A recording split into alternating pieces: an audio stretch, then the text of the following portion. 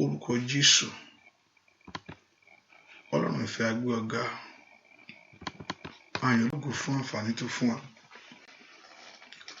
a yìn lógo fún oore ìwọ Ọlọ́run lórí ayé wa sẹ́, a yìn lógo fún àkókò yìí lẹ́ẹ̀kan sí, a gbé ọ̀gá fún ọwọ́ agbára rẹ lórí ayé ẹnìkankan, a yìn lógo fún àánú ìwọ Jésù yìí, ẹni ọmọ Ísírẹ́lì lórúkọ Jésù gba ọpẹ́.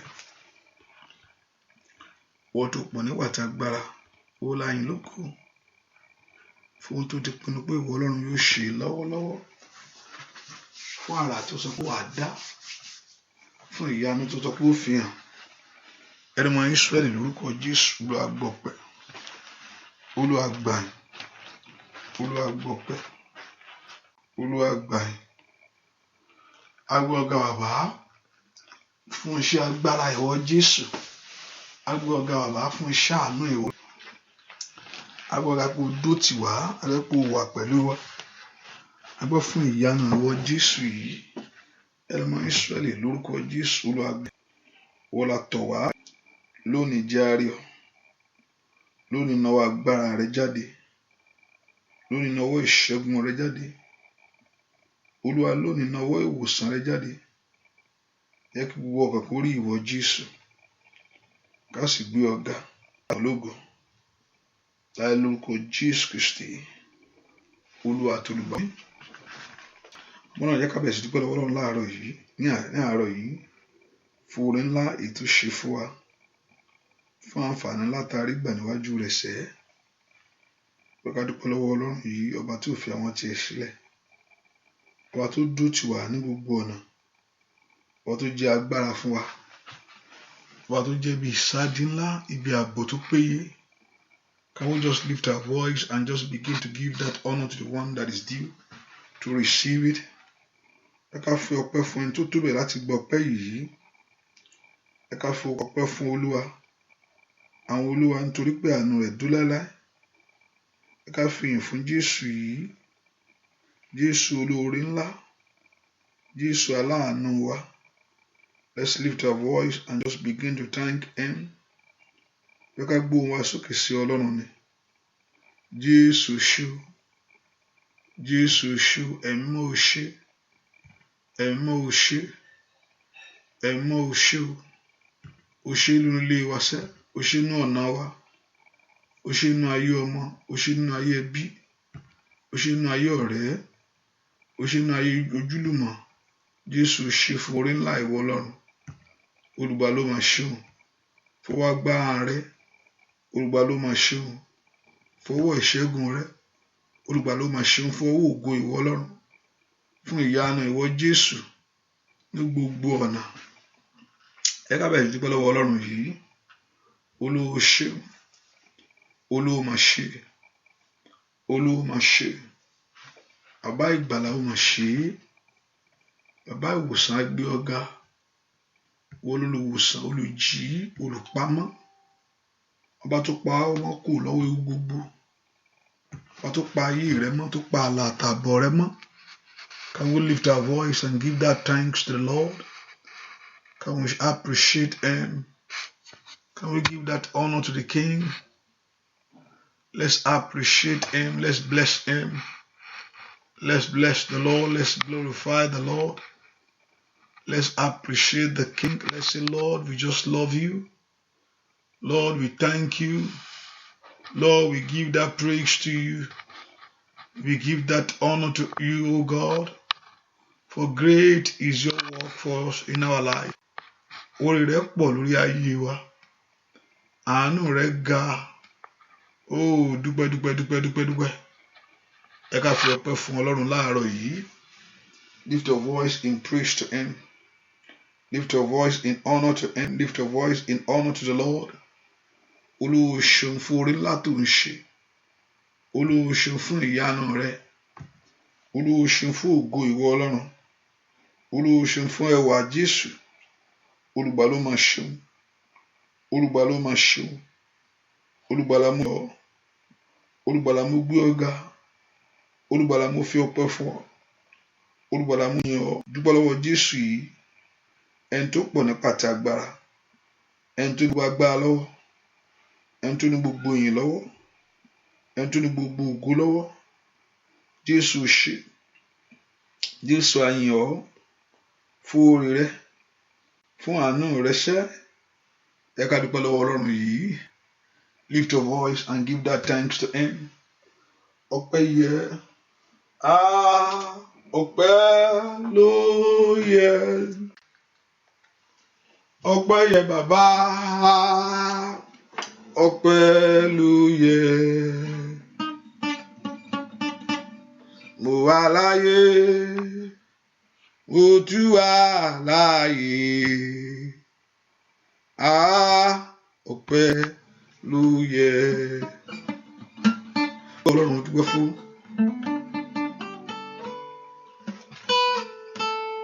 Lift your voice and thank him.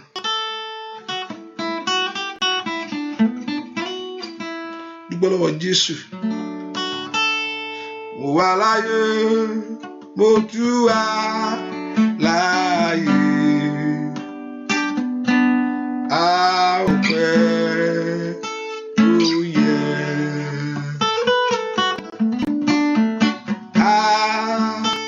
Ọpẹ́ ló yẹ sí Ọlọ́run.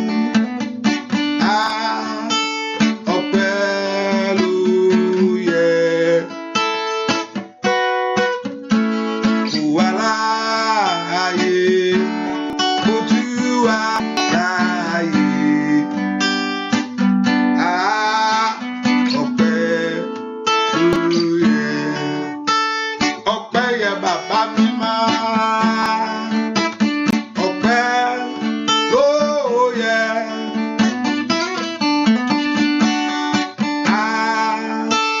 Ọpẹ́ ló yẹ.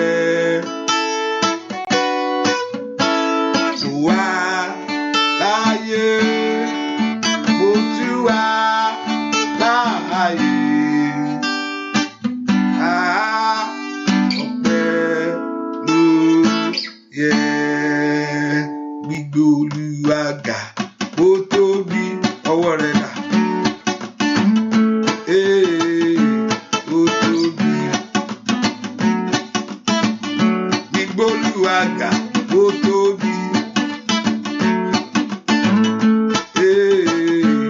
Ó tóbi. Ẹ bá mi gbéga, gbéga, gbéga, gbéga, gbéga, gbéga, ó tóbi o. Gbígbé Olúwa ga, ó tóbi. Kábíyèsí ni. Ó tóbi.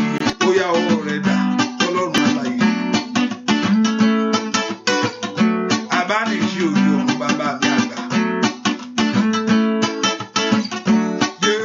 Jésù. Gbígbé Olúwa ga, ó tóbi. Ọwọ́ rẹ̀ dà sẹ́. Ó tóbi. Gbígbé Olúwa ga, ó tóbi. Kábíyèsí ni. Ó tóbi. Ẹ bá mi gbéga sẹ́. Gbéga, gbéga, gbéga. Ẹ gbé Olúwa ga. Gbéga, gbéga, ó tóbi o. Gbígbé Olúwa ga, ó tóbi. Ó tóbi. Ẹ bá mi júbà rẹ̀, ẹ bá mi wólẹ̀ fún o. Jésù ọkọ̀ ìjọ, ìwọ nìkan lọ rẹ̀ yẹ. Ọwọ́ rẹ̀ júbà.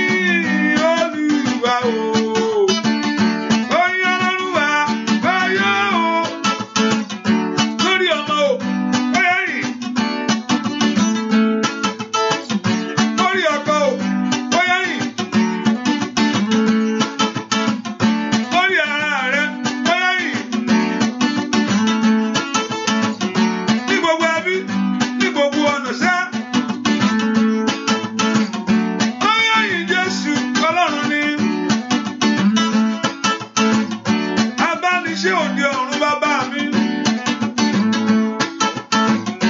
Aṣọ ọmọ yọ ọlọ́run ńlá bàbá. Bóyá Olúwa o. Bóyá Olúwa báyé o. Ẹgbẹ́ga.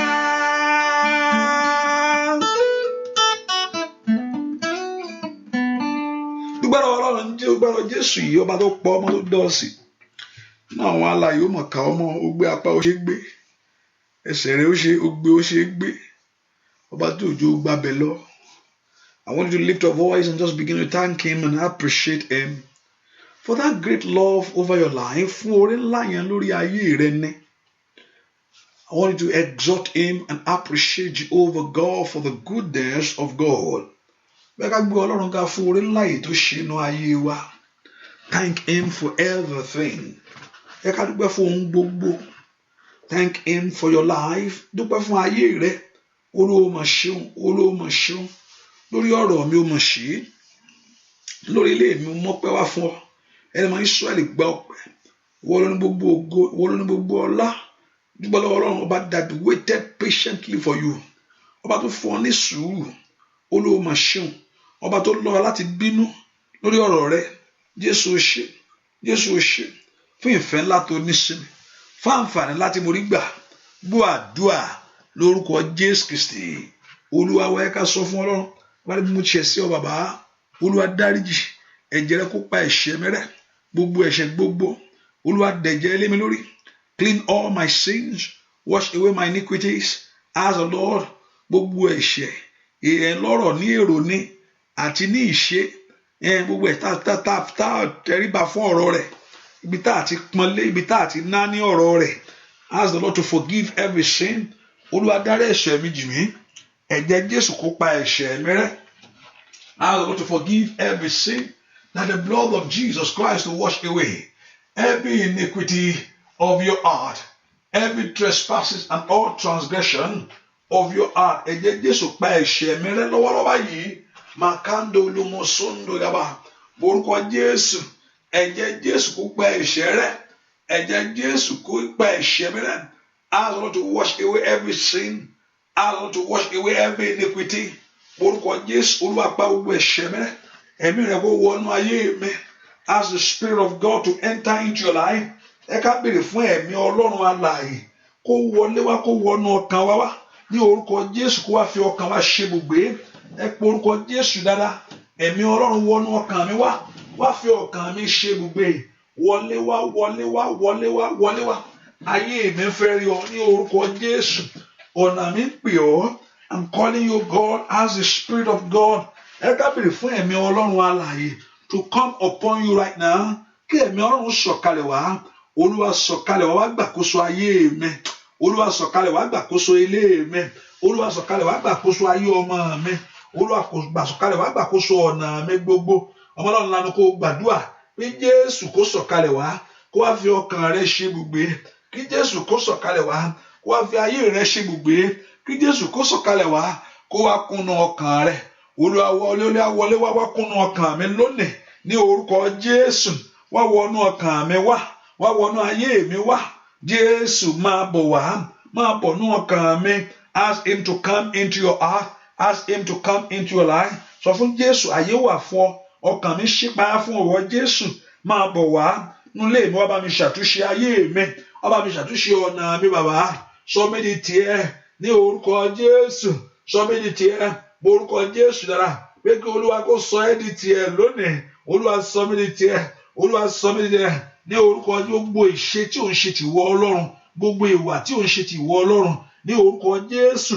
Gbogbo ọ̀rọ̀ tó lòdì ní orúkọ Jésù. Ẹ̀jẹ̀ Jésù parẹ́ lónìí. Olúwa wọnú ọkàn mi wá.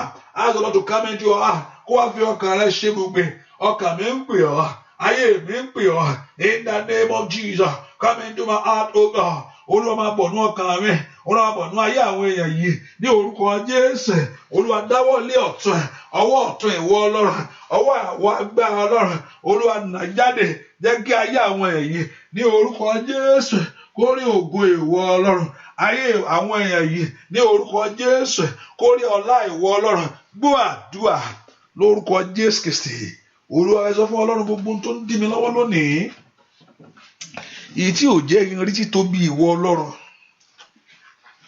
gbogbo tó ń dí mi lọ́wọ́ lónìí, èyí tí ò jẹ́ ìrìn títóbi agbára rẹ, Olúwa fẹ̀jẹ̀ rẹ parẹ́ lónìí, Olúwa fẹ̀jẹ̀ rẹ mú kó gbogbo tó ń dí títóbi rẹ lọ́wọ́ nú ayé mi lọ́wọ́lọ́wọ́. But everything that stands as hindrances for God's power not to manifest, for God's power not to be revealed, ẹ ká pe orúkọ Jésù, ẹ̀jẹ̀ Jésù parẹ́, títóbi Olúwa di mímọ̀ fún ayé mi. Ask the greatness of God to manifest. Títóbi Ọlọ́run di mímọ̀ fún ọ̀nà mi gbogbo. Títóbi ìwọ Jésù di mímọ̀ fún ayé mi.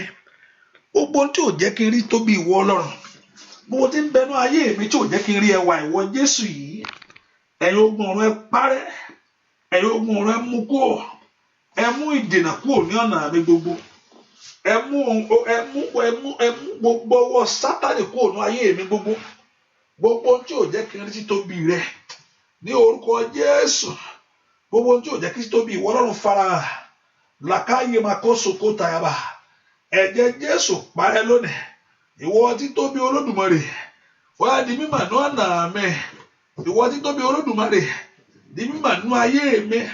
Ẹ pe orúkọ Jésù pé kí Ọlọ́run kó fi títóbi rẹ̀ hàn lọ́wọ́lọ́wọ́. Ó yẹ gbàdúrà orúkọ Jésù, orúkọ Jésù, orúkọ ńlá Jésù, agbára tí ń bẹ nínú ẹ̀jẹ̀ Jésù, màkáyà náà máa kọ́ sàtàyàbà.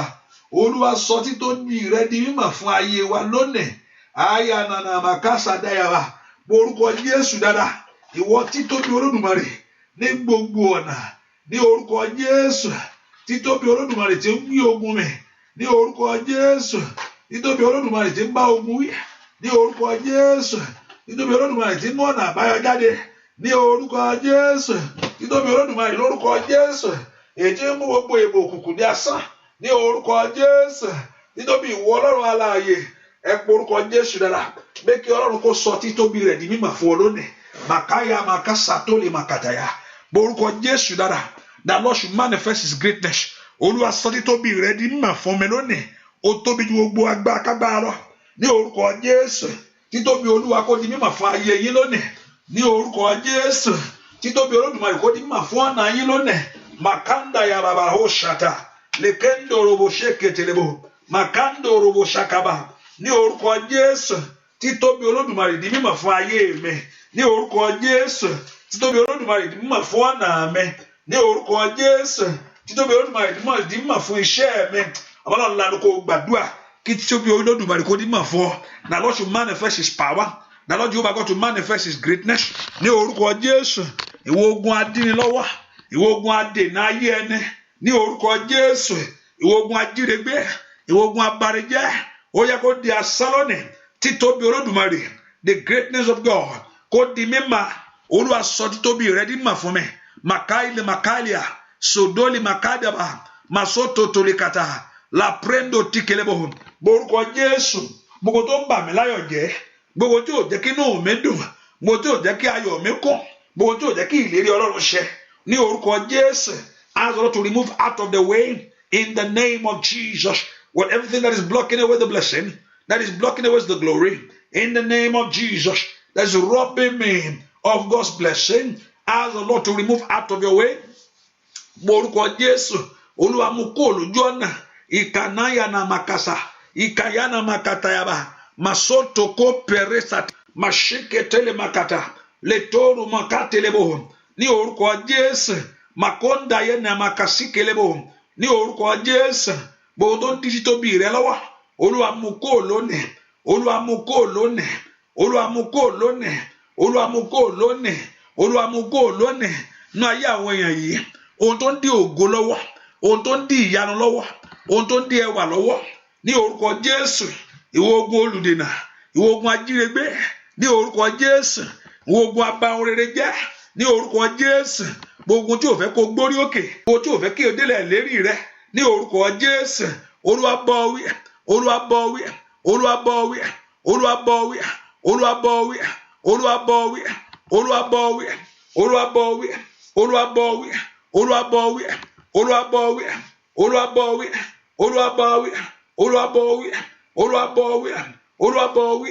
Ìwọ Sátánì, Olúwa bọ́ wí. Ìwọ olùrìnà, Olúwa bọ́ ogun àṣetì, Olúwa bọ́ wí. The Lord rebuke you. Ogun àrọ́mọbí, Olúwa bọ́ wí. The Lord rebuke you. Nínú ayé àwọn èèyàn yìí ní orúkọ Jésù. Màkáyé Màsádà, Olúwa bá ogun náà wí. Gbogbo ogun adó ti ayé ẹni èyí tí ò jẹ́ kéèyàn rí ọ̀nà àbáyọ ní orúkọ Jésù. Gbogbo adó ti ayé ẹni èyí tí ò jẹ́ kéèyàn rí èrè Ọlọ́run ní orúkọ Jésù. Ìwọ ogun náà, ìwọ ogun tí ń fẹ́ èrè dànù ní orúkọ Jésù. Ìwọ ogun tí ń jíre gbé ní orúkọ Jésù. Ìwọ ogun tí ń sọ orí èèyàn di asán ní orúkọ Jésù. Olúwa bá wí, Olúwa bá wí, Olúwa bá wí, Olúwa bá wí, Olúwa bá wí, Olúwa bá wí. The Lord rebuke you in their life. The Lord rebuke you in their home. The Lord rebuke you in their marriage. Ní orúkọ Jésù. Ogun ajá yẹ ẹni sí òwò, ogun agbaṣọ lára ẹni ní orúkọ Jésù. Ogun mọ́ ṣe rere. Óyá óyá óyá óyá. Olúwa bá wí lónìí. Olúwa bá wí lónìí. Olúwa bá wí lónìí. Olúwa bá wí lónìí. Orúkọ Jésù. Óyá óyá óyá óyá óyá.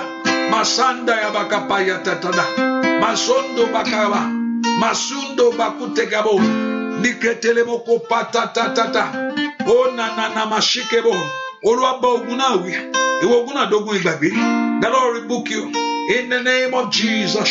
In Jesus' name we pray. Wá fọ̀rọ̀ mi ṣe yanu o. Wá fọ̀rọ̀ mi ṣe yanu. Wá fọ̀rọ̀ mi ṣe yanu. Wá fọ̀rọ̀ mi ṣe yanu. Orúkọ Jésù Kristi. Agbára Jésù Kristi. Wá fọ̀rọ̀ mi ṣe yanu. Óyá, wá fọ̀rọ̀ mi ṣe yanu o. Wá fọ̀rọ̀ mi ṣe yanu. Wá fọ̀rọ̀ mi ṣe yanu o. Wá fọ̀rọ̀ mi ṣe yanu. Orúkọ Jésù Kristi. Agbára Jésù Kristi. Óyá, wá fọ̀rọ̀ mi ṣe yanu. Ọ̀rọ̀ rẹ̀ kó já sọ́pẹ́ kó já sí ìyìn. Níwájú Olúwa o, níwájú gbogbo ènìyàn. Óyá óyá. Wá fọ̀rọ̀ mi ṣe yanu o, bàbá mi o. Óyá óyá. Wá fọ̀rọ̀ mi ṣe yanu o. Wá fọ̀rọ̀ mi ṣe yanu. Orúkọ Jésù Kristi. Agbára Jésù Kristi. Wá fọ̀rọ̀ mi ṣe. Óyá óyá. Wá fọ̀rọ̀ mi ṣe lórí ọmọ mi. Wá fọ̀rọ̀ óyá kó jẹ́ sí ìyanu rẹ̀. Wá fọ̀rọ̀ nínú oṣù yìí. Wá fọ̀rọ̀ óyá Jésù. Óyá alágbára o. Mi ṣe ìyanu. Wá fọ̀rọ̀ kó já sọ́pẹ́ fún ọ. Kó já fún yìí fún ọ láyé sẹ́. Àìní àdá. Óyá wá fọ̀rọ̀ mi ṣe ìyanu. Óyá wá fọ̀rọ̀ mi ṣe. Lórúkọ Jésù. Wá fọ̀rọ̀ mi ṣe ìyanu. Ẹ pé orúkọ Jésù, ọ̀rọ̀ mi kó já sí ìyanu. Gbogbo ogun tó lóṣò ti ayé mi, èyí tó dó tọ̀nà mi, tó dó tọ̀nà rẹ gbogbo. Olúwa pé ogun náà rẹ̀. Ọ̀rọ̀ mi fi ṣe ìyanu kí ayé rí. Olúwa fi ọ̀rọ̀ mi ṣe ìyanu kí ayé mọ̀. Nípasẹ̀ rẹ, nípasẹ̀ orúkọ rẹ nínú ayé mi. Ìkà nánà jẹ́ kí ayé mọ̀ pé ìwọ ni Ọlọ́run. Wá fọ̀rọ̀ mi ṣe ìyanu. Olúwa fọ̀rọ̀ mi ṣe ìyanu. Olúwa fọ̀rọ̀ mi ṣe ìyanu. Oh, màtátátátátátátá. Borúkọ Jésù. Borúkọ Jésù. Olúwa fọ̀rọ̀ mi ṣe ìyanu. Dúà lórúkọ Jésù Kristi. Olúwa wẹ́ porúkọ Jésù. Ire ayé mi kó bá ọ wá ríṣẹ́. Ògo rẹ kó jáde káyé mọ̀ pé Ọlọ́run mi, bàbá bá mi wá rí o. Ẹlẹ́dàá mi, bàbá bá mi wá rí o. ayé mi o gbọ́dọ̀ tí rí ìmọ́lẹ̀ ògo iṣẹ́ mi o gbọ́dọ̀ tí óyá Ọlọ́run mi bàbá bá mi wá rí o alágbára o Ọlọ́run mi bàbá bá mi wá rí o ògo ayé mi o gbọ́dọ̀ tí rí ìmọ́lẹ̀ ògo ilé mi o gbọ́dọ̀ tí rí ìmọ́lẹ̀ Ọlọ́run kó wá rí ògo ayé rẹ ògo ìyanu rẹ kó farahàn kankan.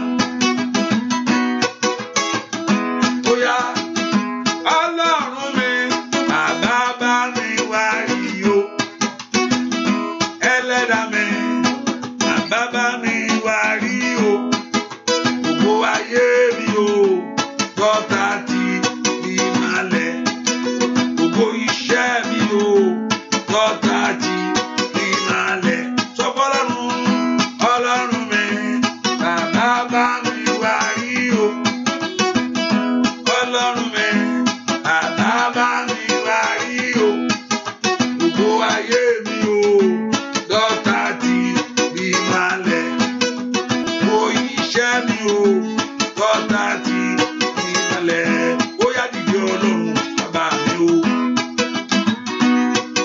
bàbá jẹ́wọ́ agbára rẹ jẹ́wọ́ agbára rẹ Ọlọ́run ìyanu wá jẹ́wọ́ agbára sọ fún Ọlọ́run jẹ́wọ́ agbára rẹ jẹ́wọ́ agbára rẹ Ọlọ́run ìyanu wá jẹ́wọ́ agbára Ọlọ́run kò farahàn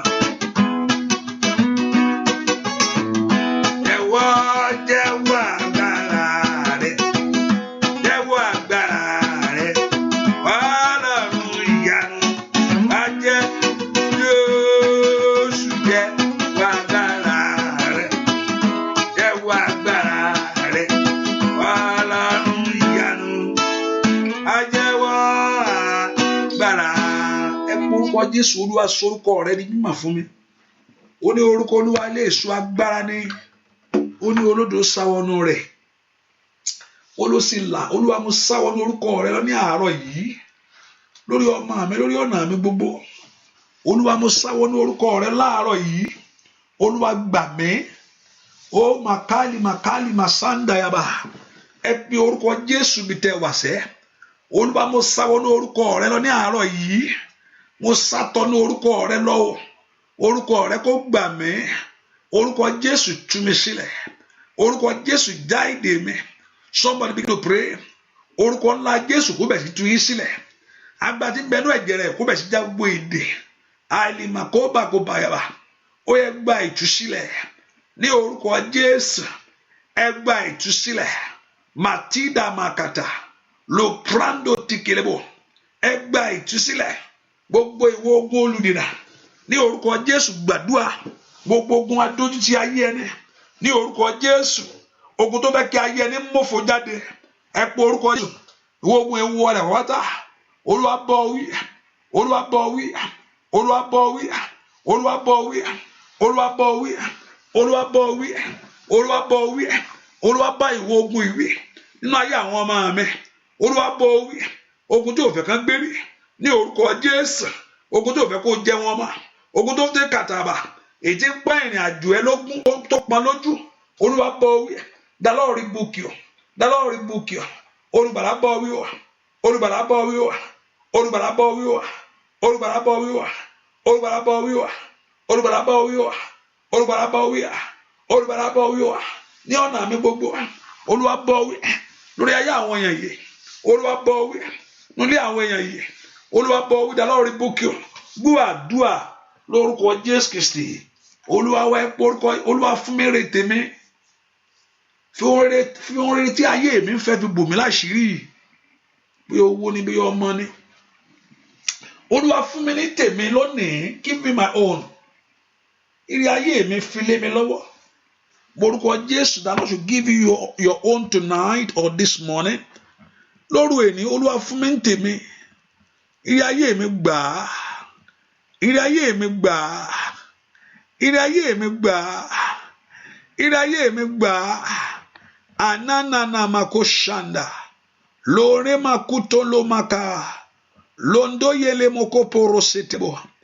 Olúwa dìde ṣàánú ayé àwọn èèyàn yìí ní orúkọ Jésù. Ọ̀nà àbáyọ kó là ní orúkọ Jésù. Ọ̀nà ògo kó là ní orúkọ Jésù. Gbọ́ àdúà lórúkọ Jésù Kristi. Olúwa gbórí mi sókè, má jẹ́ orí mi gbà bọ́dé.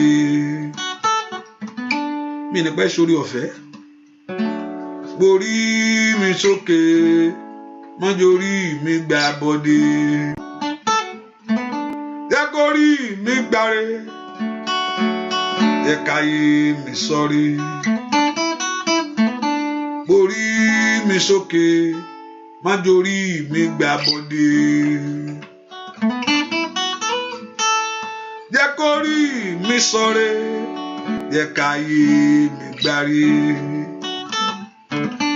Gbórí mi sókè, má jẹ́ orí mi gbà. Ó yá ọwọ́ rẹ dàsẹ́. Gbórí mi sókè, má jẹ́ orí mi gbà bọ́dé. Gbórí mi sókè, má jẹ́ orí mi gbà. Ó yá jẹ́ kó rí mi sọ̀rí, jẹ́ káyé mi gbáre. Bàbá gbórí mi sókè, má jẹ́ orí mi gbà bọ́dé. Orí rẹ ò ní gbà, ó yá lórúkọ Jésù. Àbọ̀dé àtọ́jọ́ ó ò ní gbà. Àbọ̀dé àgbà, àbọ̀dé òṣì lórúkọ Jésù. Kò ní wọlé rẹ wá, kò ní wọ ayé rẹ lọ. Bàbá gbórí mi sókè, má jẹ́ orí mi gbà bọ́dé. Gbórí mi sókè, má jẹ́ orí mi gbà. Ó yá jẹ́ kó rí mi gbáre. Jẹ́ káyé mi sọ̀rí. Ó yá gbórí mi sókè, má jẹ́ orí mi gbà. Ó yá sọ fún Jésù. Bàbá gbórí mi sókè, má jẹ́ orí mi gbà bọ́dé. Ọdún yìí gbórí mi sókè, má jẹ́ orí mi gbà. Àìní Màsáyà jẹ́ kó rí mi gbáre. Jẹ́ káyé mi sọ̀rí. Gbórí mi sókè, má jẹ́ orí mi gbà. Orí rẹ kó gbàre. Ó yá orí ọmọ rẹ kó gbàre ńlá. Àdúrà gbogbo kó gbà lọ́wọ́lọ́wọ́ báyìí o. Gbogbo ìdènà ẹgbọ́ ọ̀rọ̀ Olúwa ẹgbọ́. Ẹ jáde. Gbórí mi sókè, má jẹ́ orí mi gbà bọ́dé. Gbórí mi sókè, má jẹ́ orí mi gbà. Jẹ́ kó rí mi gbáre. Jẹ́ káyé mi sọ̀rí. Gbórí mi sókè, má jẹ́ orí mi gbà bọ́dé. Ẹ pe orúkọ Jésù. Olúwa dìde fún ìrànlọ́wọ́ mi. Gbé orí ọmọ mi òkè, gbé ayé mi òkè, gbé ọ̀nà mi òkè. Orí mi sọ̀rí, ìwọ ayé mi gbáre. Ẹ pe orúkọ Jésù níbi tẹ́ ẹ wà sẹ́. Orí mi gbáre. Matoli mako shandayaba. Latere makoto koparupa teke posundayaba. Landele mokompre ketelebo shidaba. Landele mokoporobo sendelebo. Ona katele makushandaba. Ẹ pe orúkọ Jésù. Ìwọ orí mi sọ̀rí lónìí. Ìwọ ayé mi gbáre. Gbogbo wa àjèjì mi. Olúwa bá wí lónìí. Gbogbo ìwọ àgbà àjèjì mi. Olúwa bá wí lónìí. Ìwọ ilẹ̀kùn àánú ṣí fún ayé àwọn èèyàn yìí. Ìwọ ilẹ̀kùn àánú kó ṣí fún ayé àwọn èèyàn yìí. Ìwọ ilẹ̀kùn ògo ṣí fún ayé àwọn èèyàn yìí. Ní orúkọ Jésù. Ìlérí Olúwa kó ṣẹ. Ìlérí Olúwa kó ṣẹ. Ìlérí Olúwa kó ṣẹ. Àánú kàtó yẹ kàpà kọ́lọ́run kó ṣàánú fún yín. Mo ní kọ́lọ́run kó ṣàánú fún yín. Mo ní kọ́lọ́run kó ṣàánú fún yín. Mo ní kọ́lọ́run kó ṣàánú fún gbogbo ọ̀nà yín. Gbọ́ àdúà lórúkọ Jésù Kristi. Olúwa wá orúkọ Jésù. Olúwa jẹ́ kí n rí ẹnu ọ̀nà sọ. give me a saying káyé mọ̀ kí mo ní Ọlọ́run. Olúwa fún mi ní ẹnu ọ̀rọ̀ sọ́nú ọdún yìí. Lórí ọ̀rọ̀ yìí jẹ́ lẹ́nu ọ̀rọ̀ jẹ́ lẹ́nu ọpẹ́. Olúwa jẹ́ kí n lẹ́nu ọ̀rọ̀. Olúwa jẹ́ kí ayé mi kó lẹ́nu ẹpẹ́. Mọ́nà ńlá ni kò gbàdúrà. Orúkọ Jésù, orúkọ Jésù, orúkọ ńlá Jésù. Bàbá Katoli Makata, Lekendo Roboshinda, Lanteli Makaba, Lotori Makaba, Lekendele Boko Prada. In the name of Jesus. Olúwa ṣe bẹ́ẹ̀. Olúwa ṣe bẹ́ẹ̀. Olúwa ṣe bẹ́ẹ̀. Olúwa ṣe bẹ́ẹ̀. Olúwa ṣe bẹ́ẹ̀. Olúwa ṣe bẹ́ẹ̀. Do it, oh God. Orúkọ Jésù. Kẹ́ni máa ń Ísírẹ́lì kó ṣe bẹ́ẹ̀ fún ọ. Kó lànà ńlá. Kó lànà àbájáde fún ọ. Ní orúkọ Jésù. Father, do it, oh God. Ekana Masandaba. Orúkọ Jésù. Ní orúkọ Jésù. Ẹ fi ìyanu mi lé mi lọ́wọ́. Ní orúkọ give me my miracle. Ẹ fi ògo mi lé mi lọ́wọ́. Ní orúkọ Jésù. Olúwa dá àwọn èèyàn yìí lò. Olúwa dá wọn. Olúwa dá wọn. Olúwa dá wọn. Olúwa dá wọn. Olúwa dá wọn. Olúwa dá wọn. Olúwa dá wọn. Mo ké pè ọ́. Ikanana mama. Makodo na makatatata. Mo fẹ́ rí ọ o. Jésù mi máa.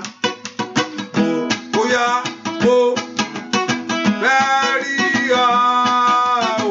I want to see you. Jésù mi máa. Bóyá mo fẹ́ rí ọ Olódùmarè o. Jésù mi máa. Bóyá máa bọ̀ sẹ́ ní gbogbo ọ̀nà. Mo fẹ́ rí ọ o. Ìwọ la wá rí. Jésù mi máa. Mo fẹ́ rí ọ Olódùmarè sẹ́. Jésù mi máa. Bóyá máa bọ̀ lálágbára gíga. Mo fẹ́ rí ọ. Jésù mi máa. Mo ní Jésù. Àwọn èèyàn fẹ́ rí ọ.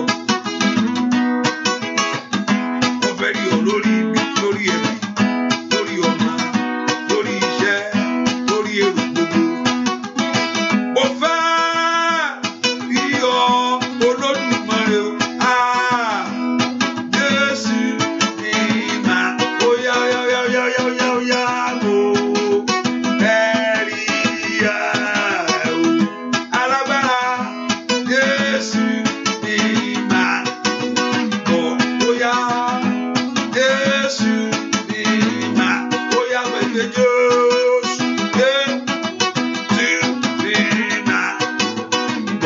Óyá óyá oní Jésù mi máa. Máa bọ̀ o. Jésù mi máa. Óyá pẹ̀lú Jésù. Oní Jésù mi máa. Máa bọ̀. Ẹ pọ orúkọ Jésù. Ìwọ Jésù sọra rẹ̀ ní mọ̀ fún mi. Ìwọ olùwòsàn òde ọ̀run ńlá. Ìwọ àtòrí ayé ẹni ṣe. Ìwọ sọra rẹ̀ ní mọ̀ fún ayé mi. Ìwọ Jésù sọra rẹ̀ ní mímọ̀ ní ọ̀nà mi gbogbo. Bí orúkọ Jésù dára. Kó di mímọ̀ lónìí. Kó di mímọ̀ ní ayé ọmọ rẹ̀. Kó di mímọ̀ ní ọ̀nà rẹ̀ gbogbo. Ní orúkọ Jésù. Makando boko sanda. Alanana makoso ndoriba. Repatute ketele. Lakandale bakosunda. Ní orúkọ Jésù. La perumatikele la nene makuso ndobega. Lengremba kusendelebo. Olúwa dé fún ayé àwọn èèyàn yẹn. Olúwa dé fún iṣẹ́ àwọn èèyàn yẹn. Olúwa yìn ara rẹ̀ lógo. Ẹ máa yìn ara rẹ̀ lógo. Ẹ máa yìn ara rẹ̀ lógo. Nú ayé wọn lónìí. Sọ̀rọ̀ ẹni mímọ́. Jẹ́wọ́ agbára rẹ̀. Jẹ́wọ́ agbára rẹ̀. Jẹ́wọ́ agbára rẹ̀. Jẹ́wọ́ agbára rẹ̀. Jẹ́wọ́ agbára rẹ̀. Fògo rẹ̀. Fògo rẹ̀. Fògo rẹ̀. Fògo rẹ̀ wá. Ẹwà rẹ̀ ńkọ́. Olúwa fi hàn. Ìbùkún rẹ̀ ńkọ́. Olúwa fi hàn. Gbọ́ àdúà lórúkọ Jésù Kristi. Olúwa wá pé orúkọ Jésù. Olúwa ṣe bí o ti ń ṣe. Ṣe bí o ti ń ṣe Ọlọ́run ìsinsìnyí àti Ọlọ́run ìgbàanì ẹ po orúkọ Jésù Olúwa ṣe bí o tún ṣe ní orúkọ Jésù matendo omaka ladeli makugoro taye ledeni makunda gabagaba laginda gosodaba Olúwa dìde gba àwọn èèyàn lọ́wọ́ Fáráò gba ojú wọn lọ́wọ́ mi jẹ́ ìkànnà màsà gbọ́ àdúrà lórúkọ Jésù Kristi Olúwa wa Olúwa rìn kọjá gbogbo ẹ̀tẹ́ mi gbogbo Olúwa gbà ẹ̀tọ́ ayé mi fún 2020 Olúwa 2021 Olúwa gbà ẹ̀tọ́ ayé ọmọ rẹ fún 2020 Olúwa gbà ìwọ ọ̀nà jáde ìwọ ọ̀nà ìlà makobaka lè sọ́ndòbò kó tó yaba landeli makoparopete lè prendo kaba ọ̀nà báyọ̀ lákọ̀ jáde ọ̀nà ìṣẹ́gun jáde ọ̀nà ìṣúlẹ̀ kó jáde ní orúkọ Jésù andaya mú ọ̀rọ̀ rẹ ṣẹ bàbá mú ọ̀rọ̀ rẹ ṣẹ bàbá mú ọ̀rọ̀ rẹ ṣẹ bàbá in the name of Jesus mú ọ̀rọ̀ rẹ ṣẹ bàbá ìnana makosa yaba mú ọ̀rọ̀ rẹ ṣẹ bàbá landele mokoba in the name of Jesus mú ọ̀rọ̀ rẹ ṣẹ bàbá ìnana masanda yekelebo Olúwa mú ọ̀rọ̀ rẹ ṣẹ ìyanu ṣẹlẹ̀ ìyanu ṣẹlẹ̀ ìyanu kó ṣẹlẹ̀ ìyanu kó ṣẹlẹ̀ ìyanu kó ṣẹlẹ̀ ìyanu kó ṣẹlẹ̀ ìyanu kó ṣẹlẹ̀ ìyanu kó ṣẹlẹ̀ ìyanu kó ṣẹlẹ̀ Olúwa dábìrà Olúwa dábìrà Olúwa dábìrà Olúwa dábìrà Olúwa dábìrà Olúwa dábìrà nú ayé àwọn èèyàn yìí ẹ má dábìrà dábìrà ńlá dábìrà ńlá kó fògo hàn dábìrà kó gbẹ̀tọ́ wọn fún wa ní orúkọ Jésù Olúwa kó dábìrà nú ayé yìí kaya mama saida landolo moshanda letele makoba ikandele moshuda la prendo kotayabo leketele mosunda lekandaya masinde ní orúkọ Jésù ọwọ́ àánú Olúwa kó sọ̀kalẹ̀ wá ọwọ́ ògo Olúwa kó sọ̀kalẹ̀ wá ọwọ́ àánú Olúwa kó sọ̀kalẹ̀ wá ó yẹ ráàánú gbà ó yẹ rógo lò ẹ ráàánú gbà ó yẹ rógo lò ẹ ráàánú gbà Olúwa jákàlẹ̀ gòlò ẹ rógo ńlá ẹ rógo ńlá rò in the name of Jesus Olúwa kàtó yaba ṣẹ́nu ayé àwọn èèyàn ní orúkọ Jésù rọ ayé àwọn èèyàn lọ́wọ́ ní orúkọ Jésù rọ̀nà wọn lọ́wọ́ ní orúkọ Jésù ránṣẹ́ wọn lọ́wọ́ ní orúkọ Jésù láyé ọmọ wọn lọ́wọ́ ní orúkọ Jésù ràn wọ́n lọ́wọ́ gbogbo lẹ̀kùn tí ayé tì ìwọ lẹ̀kùn náà ṣí ní orúkọ Jésù ìwọ lẹ̀kùn náà ṣí ní orúkọ Jésù ìwọ lẹ̀kùn náà ṣí ní orúkọ Jésù ilẹ̀kùn náà ṣí ọ̀nà àbáyọ yẹn ó yá kó là ó yá kó là ó yá kó là ó yá kó là ó yá kó là ó yá kó là ó yá kó là ó yá kó là ó yá kó là ọ̀nà àbáyọ ayé yẹn ní orúkọ Jésù kó là lọ́wọ́ ọ̀nà àbáyọ fún iṣẹ́ yẹn ní orúkọ Jésù kó là lọ́wọ́ gbọ́ àdúrà lórúkọ Jésù Kristi Olúwa wa ipò orúkọ Jésù mo gbẹ́kẹ̀lé Ọlọ́run ìwọ mo gbẹ́kẹ̀lé Olúwa jẹ́ kí n rí ògo ìwọ Ọlọ́run mo gbẹ́kẹ̀lé ọ mo gbẹ́kẹ̀lé ọ mo gbẹ́kẹ̀lé ọ mo gbẹ́kẹ̀lé ọ ìwọ ló tóbi jù Olúwa ìwọ ni ó yẹ láti gbà ògo ọlá o nítorí ìwọ ni ó dá ohun gbogbo Olúwa ìwọ ni ó yẹ. Ẹ porúkọ Jésù Olúwa sọ láàrẹ ní mímọ́ in my life manifest that your glory in my life Olúwa sọ láàrẹ ní mímọ́ ní ọ̀nà mi gbogbo. Ẹ porúkọ Jésù kí Ọlọ́run kó sọ láàrẹ Olúwa sọ láàrẹ di mímọ́ nínú ayé mi ní orúkọ Jésù Olúwa sọ láàrẹ di mímọ́ ní ọ̀nà mi gbogbo.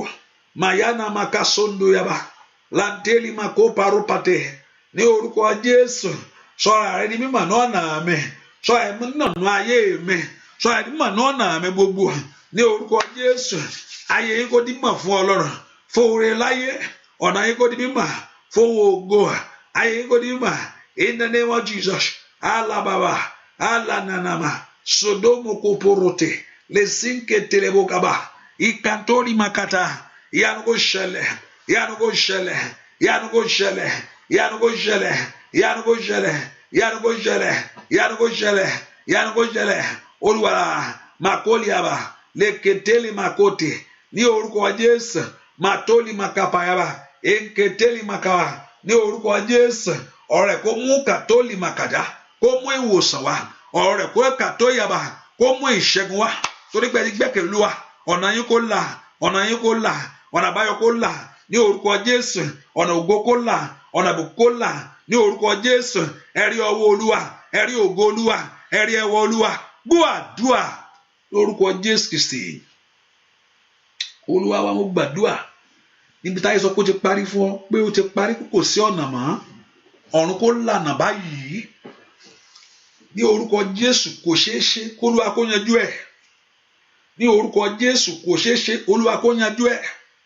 Olúwa kó bá gbogbo ogun wí, gbogbo ogun wí. Olúwa bọ́ wí, Olúwa bọ́ wí, Olúwa bọ́ wí, Olúwa bọ́ wí, Olúwa bọ́ wí, Olúwa bọ́ wí, Olúwa bọ́ wí, Olúwa bọ́ wí. Anda yona nana makoba gayaba lateli makoshikateli makata lembrendo kapayele sideda lambrendo kotukotelia zude kendeli makoparaba leteli makosundakata leteli makoprandagabo. Olúwa bẹ̀rẹ̀ lọ́wọ́lọ́wọ́ yìí, parí iṣẹ́ rẹ̀. Gbọ́ àdúà ní orúkọ Jésù Kristi. Olúwa ẹ pé orúkọ Jésù. Olúwa jẹ́ kí ọ̀nà gbà mí, Olúwa jẹ́ kí ọ̀nà gba ayé mi. Ọ̀nà òkè ń dí májọ́ kó má la o. Bẹ́ẹ̀ ni ọ̀nà òrùn òkè sí dí kó sì na òrùn tó wá fẹ́ jáde, kò sóhun tó máa di lọ́wọ́ kó má jáde. Ó dá kí òòrùn kó fi ògo rẹ̀ hàn ní. Ẹ pé orúkọ Jésù. Ìwọ ògo ayé mi bú jáde, ìwọ ògo ayé ọmọ mi bú jáde. Pé orúkọ Jésù dáadáa. Ògo ayé rẹ kó bú jáde, kó bú jáde, kó bú jáde, kó bú jáde, kó bú jáde. Anda ya dada basando mainte kalamakali masondaba landele moko parabada ona na masondo kalaba. Ògo ayé yín kó mú ayé yín kó mú ògo jáde. Ayé ọmọ yín kó mú ògo jáde. Ìrìn àjò yẹn kẹ́ mú ògo jáde ńbẹ̀ ní orúkọ Jésù. Ẹ mú ògo jáde, ògo ayé yín tàn. Elia nana makasa, ìwọ ìdíwọ́ ó yá kú, ìwọ agbá olùdìnà kú ní orúkọ Jésù. Ayé kó mú ògo jáde, kó mú ògo jáde, kó mú ìrànlọ́wọ́ jáde, kó mú ìbùkún jáde. Yíká nana makapali sade, kó nana makura bakisakanda, landeli mako peru petea, leteli makota gbogbo ní orúkọ Jésù. Olúwa ṣẹ́ lónìí, la prendo kapayaba. Gbogbo ogun tó rọ̀ mọ́ ayé ẹni, gbogbo tó lọ́wọ́ ò ní jẹ́ kí ayé ẹni lọ ní orúkọ Jésù. Olúwa bọ́ wí, Olúwa bọ́ wí, Ọlọ́run òun ayé bọ́ wí. The Lord rebuke you, the Lord rebuke you, the Lord rebuke you, the Lord rebuke you, the Lord rebuke you, the Lord rebuke you. Yikata ya baba lo sondo boko shaba la prondo ko payaba. Ìwọ ogun tó fẹ́ kí ayé ọmọ gbóyè òkè ní orúkọ Jésù. Ìwọ ogun tó fẹ́ kó rán mọ́ bí ogun àìsàn ní orúkọ Jésù. Olúwa bọ́ wí, Olúwa bọ́ wí, Olúwa bọ́ wí, Olúwa bọ́ wí, Olúwa bọ́ wí, Olúwa mú ìyanu jáde, Olúwa bọ́ wí, Olúwa mú ògo jáde, Olúwa bọ́ wí, Olúwa bọ́ wí, Olúwa bọ́ wí. Anda yada sonda gabo letekele bo shia. Orúkọ Jésù dáadáa. Olúwa bọ́ ogun yẹn wí o ní orúkọ Jésù. Olúwa bọ́ ogun yẹn wí o. The Lord rebuke that battle in your life. The Lord rebuke that battle in your home. The Lord rebuke that battle in your family. Ikatala masanda bo. Orúkọ Jésù, ní orúkọ Jésù, ní orúkọ Jésù, lórúkọ Jésù. Gbọ́ àdúà lórúkọ Jésù Kristi. Olúwa ọ̀nà là o, ọ̀nà là. Ọ̀nà là o, ọ̀nà là. Ọ̀nà ire là omi o, ọ̀nà là. Óyá óyá. Ọ̀nà là o, ọ̀nà là. Alágbára. Ọ̀nà là o, ọ̀nà là. Kábíyèsí. Ọ̀nà ire là omi o, ọ̀nà là. Lórúkọ Jésù ó là pọ̀ lórí ọ̀nà gbogbo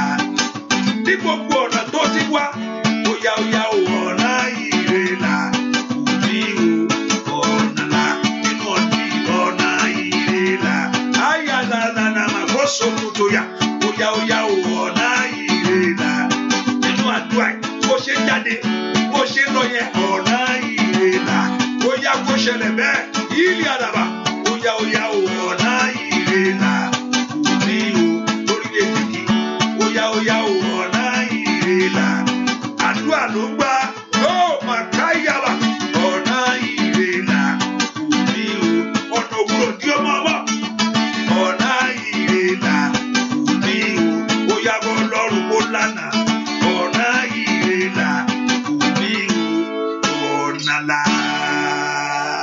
Látòní lọ lórúkọ Jésù gbogbo bí o ti ń fẹ́ ìyanu gbogbo tẹ́ ti fẹ́ rí Olúwa gbogbo tẹ́ ti fẹ́ rí ògo àtẹwà rẹ̀ gbogbo tẹ́ ti fẹ́ rí ìbùkún rẹ̀ gbogbo tẹ́ ti fẹ́ rí ìyanu mo gbàdúrà lónìí ìwọ ọ̀nà ńlá èkándalimọ̀ kó pradakata ọ̀nà lọ síbi ìṣerere ọ̀nà lọ síbi ìbùkún tí ayé yín fẹ́ rìn ìwọ ọ̀nà là àmín sàmìlára gbogbo agbára dín lọ́wọ́ láàárọ̀ yìí Olúwa bọ́ wí láàárọ̀ Olúwa bọ́ wí wọ́n agbára ìdènà Olúwa bọ́ wí wọ́n farisẹ́yìn Olúwa bọ́ wí ìwọ ọ̀nà ńlá níbi ìyanu ìwọ ọ̀nà ńlá níbi àṣeyọrí ìwọ ọ̀nà ńlá níbi ìgbéga ìwọ ọ̀nà ńlá ní ilé àwọn èèyàn yìí ìwọ ọ̀nà ńlá nínú ayé àwọn èèyàn yìí ní orúkọ Jésù mo ní kó là fún ayé àmín ṣàbẹ́lára ìwọ agbára jírégbé ní kàdóòlì màkó pradakata lètòlì màkó sàdóòlì màkó tẹlẹ gbogbo agbákagbára adé ayé ẹni lọ́wọ́ èyí tí ò fẹ́ kéèyàn débi tó yẹ kó dé láyé gbogbo agbára wọn ayé ẹni dání èyí tí ò fẹ́ kéèyàn rírí Olúwa bọ́ wí lọ́wọ́ báyìí ìwọ ọ̀nà ògo là ìwọ ọ̀nà ògo là ìwọ ọ̀nà ògo là ìwọ ọ̀nà ògo là ìwọ ọ̀nà àbùkún là ìwọ ọ̀nà àṣeyọrí là kó là fún ayé yín kó là fún ọ̀nà yín kó là fún ayé ọmọ yín kó là lórí iṣẹ́ yín ìwọ ọ̀nà ògo là ó yá là báyìí ní orúkọ Jésù là báyìí ìkàlìmọ̀ká sodomakutaligawa gbogbo tẹ́ ti fẹ́ rí ọ̀nà lọ ní orúkọ Jésù gbogbo tẹ́ kọ́ ọmọ yín gbà kọjá ní orúkọ Jésù gbogbo tẹ́ ti fẹ́ rí ọ̀nà lọ ìwọ ọ̀nà náà lónìí là gbogbo alágbà tó dójọ́ náà Olúwa tì wọ́n kù Olúwa tì wọ́n kù Olúwa tì wọ́n kù ogun lé tó dó sójú ọ̀nà ogun ọ̀rẹ́ ogun òde tó dó sójú ọ̀nà ní orúkọ Jésù gbogbo ẹ̀mí kẹ́mí láyìíká àtàyídà ní orúkọ Jésù èyí tí ò fẹ́ kí ọ̀nà yìí là èyí tí ò fẹ́ kẹ́ rí bi lọ èyí tí ò fẹ́ kẹ́ débi tó yẹ kẹ́ dé ní orúkọ Jésù lóru èní láàárọ̀ yìí ìwọ ọ̀nà yìí ó yá là ẹgbàyanu yín ẹgbàyanu yín ẹgbàyanu yín ẹgbàyanu yín ẹgbàyanu yín ẹgbàyanu yín ẹgbàyanu yín ẹgbàyanu yín ọ̀nà yín là lónìí ní orúkọ Jésù torí pé ẹ tọ̀ Ọlọ́run wá torí pé sì gbójú yín sókè wọn ni níbi tí ìrànlọ́wọ́ wà ó yẹ rí ìrànlọ́wọ́ ó yẹ rí àánú ẹ rí ìrànlọ́wọ́ ẹ rí àánú kó Olúwa kó rántí yín sí rere ní orúkọ Jésù mo ní kó Olúwa kó rántí ọ sí rere ìkàyàmà kó bà kó tàyàmà mo ní kó Olúwa Ọlọ́run Ísírẹ́lì kó rántí rẹ sí rere kí inú rẹ kó ṣí fún ọmọ kí ayé rẹ kó kún fún ire ní kàdólì màkàtàyàmà ní pèrèdó kàpàyàmà kí ìrètí kó padà sínú ayé rẹ ojú òní tì ọ́ òní dẹni lẹ́lẹ̀ ojú òní tì ọ́ òní dẹni ẹ̀gàn ojú òní tì ọ́ àdúrà rẹ yóò gbà ojú yóò tì ọ̀tá Ọlọ́run yóò gbé ìwọ sókè ó di èèyàn láyé màkàyí màkótàyàmà ó dẹni ọlá ó dẹni iyì ó dẹni ìgbéga ní orúkọ Jésù ìrètà sún fún Ábúráhámù ó mà mú ìkàtàlímàkó fàdà orí Áísákì òsì kọ tiẹ̀ ìkàlíbà ìlú bòkò fàrèbà ìbùkún tá a sún fún Jákọ́bù ó sọ dẹni ńlá mo súre fún yín lónìí ìbùkún Ọlọ́run kó tọ̀ yín wá ìbùkún Ọlọ́run kó tọ̀ wá ògo Ọlọ́run kó tọ̀ wá ní orúkọ Jésù ẹ rí ìyanu Olúwa ẹ rí ìyanu gbogbo làálàá rẹ lónìí ó lè àkóso àtàyàbà lè prendo kò pòròkò táyé gbogbo làálàá rẹ lórí ọmọ lórúkọ Jésù kò ní já sásán ò ní sunkún lórí wọn ò ní banújẹ́ ò ní sunkún lórí wọn ò ní banújẹ́ lórí ọmọ ò ní sunkún ní orúkọ Jésù ò ní banújẹ́ olùgbèjà kó gbè yín níjà ní orúkọ Jésù.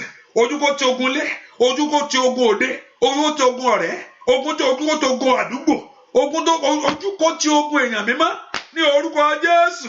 Ẹ rí ìyanu yìí. Ayé yín kó láàmì fún rere. Wíwá yín lọ́sàn níwájú Olúwa láàárọ̀ tàbí lálẹ́ níwájú Olúwa kó ní àmì rere fún yín o. Káyé kó dá yín mọ̀ fún rere. Kójú má ṣe tì yín. Gbogbo ẹni tí ń ṣàìsàn ẹ gba ìwòsàn. Be healed in Jesus' name. Gbogbo ẹni tí ayé dè ní orúkọ Ọlọ́run Ísírẹ́lì mo sọ ẹ gba ìtúsílẹ̀. Ẹ gbà á ní orúkọ Ọlọ́run Ísírẹ́lì Jésù Kristi Násárẹ́tì ẹ gba ìtúsílẹ̀. Lọ́wọ́ ogun yẹn ẹ gba ìtúsílẹ̀. Ìbùkún rẹ dé, ayọ̀ rẹ pọ̀ sí. Lọ ṣe rere, lọ ṣe rere. Go and do great. Ìwé rẹ kó bọ́ sí fún ọ. Let Jehovah God grant you your papers. No more delay on it. Let Jehovah God grant you your papers. In the name of Jesus, go and get that job. Go and be blessed. Financial breakthrough, success. Ohun tẹ́ ẹ máa ṣe yẹn kó Olúwa kó kọ́ ọ ṣe. Bẹ́ẹ̀ ṣe máa ṣe kó Olúwa kó mú yín lọ bẹ̀. Bẹ́ẹ̀ ni ó sì rí. Ìgbésẹ̀ yín kó já sí ìyanu. Ẹ ní ṣẹ̀ṣẹ̀ gbé. Ojú ò ní tì yín. Bẹ́ẹ̀ ni ó sì rí. Láì lórúkọ Jésù Kristi. Olúwa wa, àmín, àmín, àmín lórúkọ Jésù. Hallelujah. Ẹ ká fi sọ́kàn pé àdúrà ìtẹ̀síwájú ní àárọ̀. And also by the evening tomorrow, I don't know the evening section because there's a program going on in Virginia, if you're in that area, and also you can be there. So that's why I'm still looking at night prayer. Let's see, because I'm looking at my schedule with it, and I know the Lord will go do great things in your life. Whatever thing that you are doing in the vineyard of God,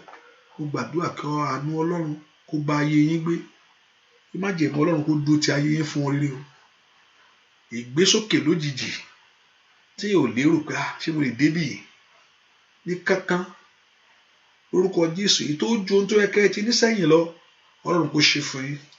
Ẹ lọ nu orí gbogbo ẹni tó fẹ́ sùn kẹ́ ẹ sunrun ayọ̀ kẹ́ ẹ jí láyọ̀. Gbogbo ẹni tó ń jáde ẹ jáde sọ́wọ́ ire o. Ìyanu kó ṣẹlẹ̀ bẹ́ẹ̀ ni ó sì rí. Jésù Olúwa wa, àmín, àmín, àmín, àmín. Aláyọ̀ ni mí, èmi ò máa yọ̀ o, Jésù láyọ̀ mi, ẹ wá bá mi yọ̀. Sọ bẹ́ẹ̀, aláyọ̀ ni mí, èmi ò máa yọ̀ o, Jésù láyọ̀ mi, ẹ wá bá mi yọ̀. Aláyọ̀ ni mí, èmi ò máa yọ̀ o, Jésù láyọ̀ mi, ẹ wá bá mi yọ̀. Aláyọ̀ ni ọ́, aláyọ̀ ni mí, èmi ò máa yọ̀ o, Jésù láyọ̀ mi,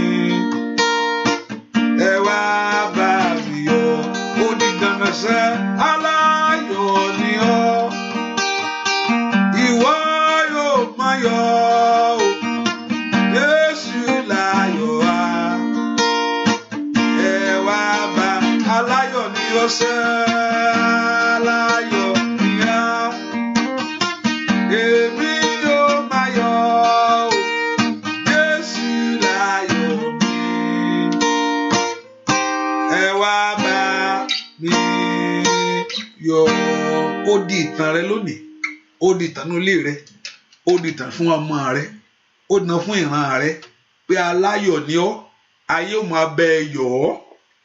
Bẹ́ẹ̀ ni lórúkọ Jésù mo ló di ìtàn fún ọ, ó di ìtàn fún ilé rẹ, ó dọ̀ nínú ayé ọmọ rẹ, ó dọ̀ nínú ẹbí rẹ, ó di ìtàn fún ọ lónìí pé aláyọ̀ ni ọ́, ayé ò máa bẹ ẹ yọ̀ ọ́, ayé ò máa bẹ ẹ yọ̀ ọ́.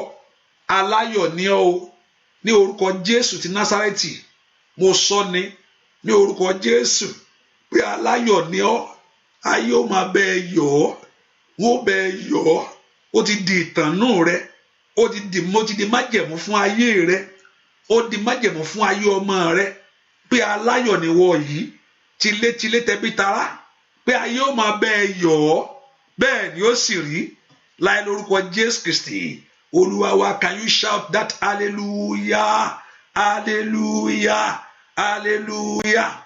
You are blessed in Jesus' name. See you in the morning. God bless you. Bye-bye.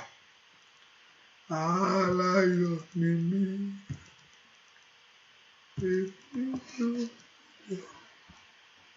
Jésù láyọ̀ mi, ẹ wá bá mi